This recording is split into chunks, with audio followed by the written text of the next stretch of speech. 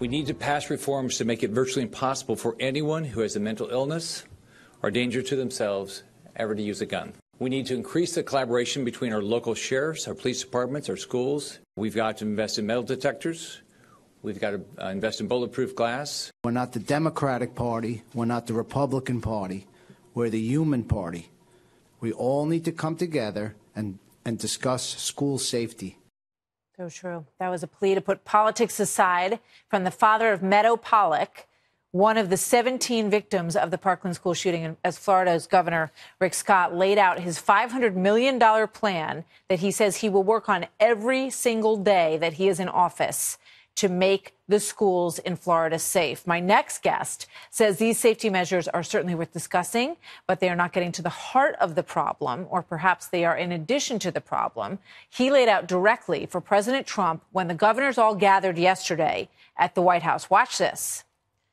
When we mock and ridicule the very foundational principles that this nation was built upon, where you treat people the way you'd want to be treated, where you respect human life, where you respect the dignity of women and of children and of people who we have increasingly degraded in our society. This culture of death is becoming pervasive. And if it's not addressed by all the imperfect people in this room with a sense of purpose and a sense of aspiration, I think we're going to see a continued trajectory that's not good. The Florida shooting hitting particularly close to home for the Kentucky governor. Just last month in his state, a 15-year-old walked into a high school and killed two of his classmates. Republican Governor Matt Bevin from Kentucky, welcome back to the story, sir. Good to see you tonight. Thank you, Martha. You believe that in order to get to the heart of this matter, there's a lot of discussion about gun control, about mental health, that we need to really regroup in where we are headed as a society on the whole. How do you do that? It's not easily done, and I'll tell you, there is no easy fix. That's the most difficult thing. It's why so many people are quick to ridicule and disregard this conversation. But how do you do it? You do it one person at a time. This is literally a call out to every single parent in America, to every teacher in America, to every coach, to every Sunday school teacher, to every civics organization, to every single scout leader.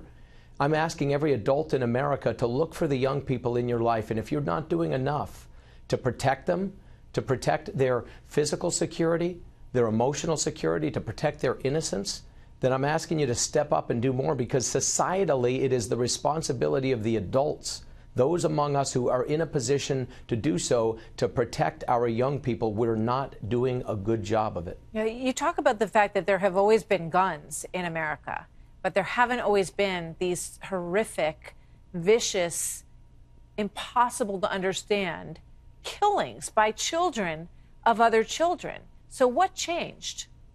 I think what has changed is we've become rudderless as a society. Again, you take the culture of life or death, however you want to look at it. Do we celebrate life or do we celebrate death in this culture? And again, this is a heavy, heavy topic. But you look at musical lyrics, you look at the video games, you look at the television programming in the movies, and how increasingly violent and how increasingly realistic they are desensitizing our young people, and our adults for that matter, to the value and the sanctity of human life. And again, without going off on topic that will get people's hair on end, we in this society for the last 40 years have told people it's okay to kill a child if it's not yet born. 50+ million children have been killed. In multiple states, we allow doctors to assist people medically, doctors who have taken a Hippocratic oath to help people take their lives. Assisted suicide by doctors. That, coupled with the fact that so many people in America, including our youth, are on psychotropic drugs, which literally are altering their mental state, the side effect of which is on so many is depression and suicidal thoughts. You mix all that together. You look at the studies that have been done one after the next that talk about the impact of a personal phone and a device and the screen time and what that does to the psyche. All these things are crushing the spirit and the psyche of our young people. And parents, turn the TV off. You don't need your children to have cell phones. Pour into your children. This America has got to wake up, and governors and presidents and everybody in political office and those of you who have the power of the media to wake up and protect our young people, because we are reaping what we've sown. Yeah, I mean, I think you make excellent points about, phones and social media and the impact. I don't think we've even begun to understand the impact of that. When you look at this kid, he had 4 Instagram accounts, and he was putting pictures of his guns, which I see as a cry for help. I mean, he wanted somebody to stop him. He even called 911 and said, I lost my mother recently, and I'm in trouble.